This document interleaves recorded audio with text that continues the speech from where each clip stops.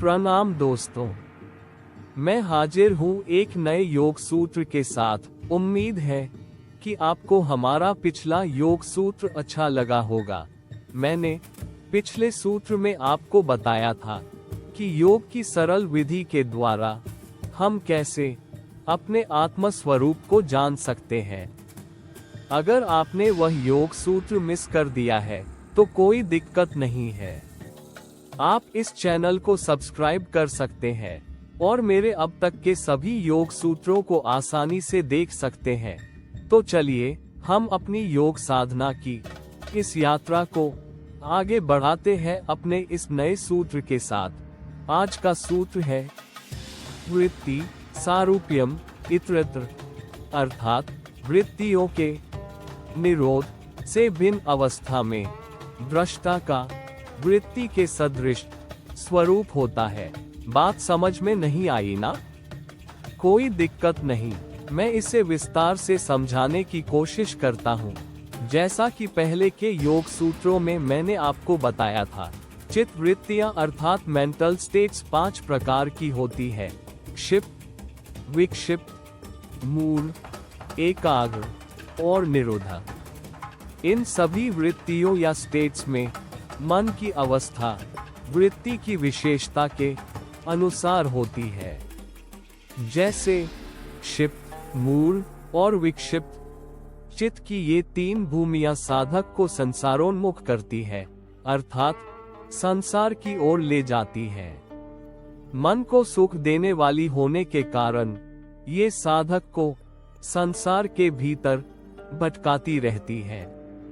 जब तक mental states का निरोध नहीं होता, अर्थात चित्त निरोध स्टेट में नहीं होता, तब तक मनुष्य मेंटल स्टेट्स के अनुरूप ही व्यवहार करता है।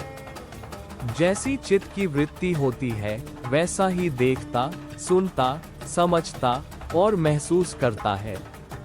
अब प्रश्न यह उठता है कि चित्त की 5 भूमियों क्षिप्त, मूल, विक्षिप्त, एकाग्र एवं निरोधा में से जब साधक निरोध स्थिति में नहीं होता है और क्षिप्त, मूल या विक्षिप्त में से किसी एक स्थिति में होता है, तो मनुष्य इन वृत्तियों के सदृश क्यों हो जाता है?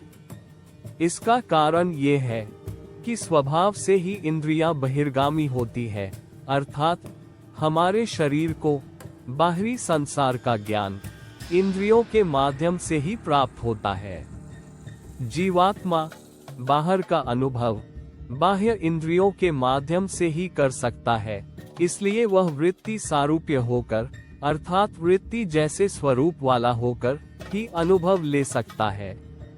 चूंकि पहली 3 मेंटल स्टेट्स संसार का ज्ञान कराने में सक्षम है और इनकी गति एकाग्र और निरोध दोनों मेंटल स्टेट्स के विपरीत है, इसलिए ये साधक को कभी भी आत्म स्वरूप की ओर न ले जाकर संसार की ओर ले जाती है।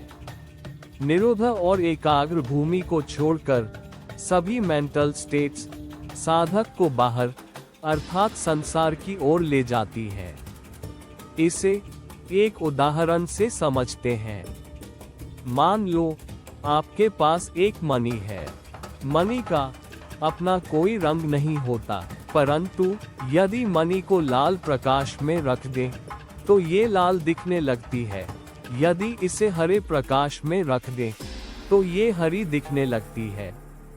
इसलिए हम कह सकते हैं कि जैसे अलग अलग रंग के प्रकाश के संपर्क में मणि का रंग उसके अनुरूप हो जाता है, वैसे ही मनुष्य भी वृत्ति के अधीन होकर वृत्ति जैसा ही व्यवहार करने लगता है।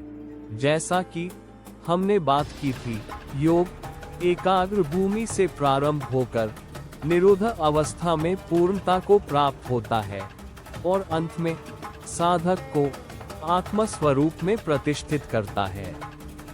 इसलिए हमें भी अपने मन को सदा उन मेंटल स्टेट्स में रखने की चेष्टा करनी चाहिए जो हमें जीवन की परेशानियों से मुक्त कर हमारे आत्म स्वरूप का ज्ञान कराए और शांति का अनुभव कराए। धन्यवाद दोस्तों, मिलते हैं नए सूत्र के साथ सबसे पहले योग सूत्रों को देखने के लिए इस चैनल को सब्सक्राइब करें और वीडियो को लाइक करें।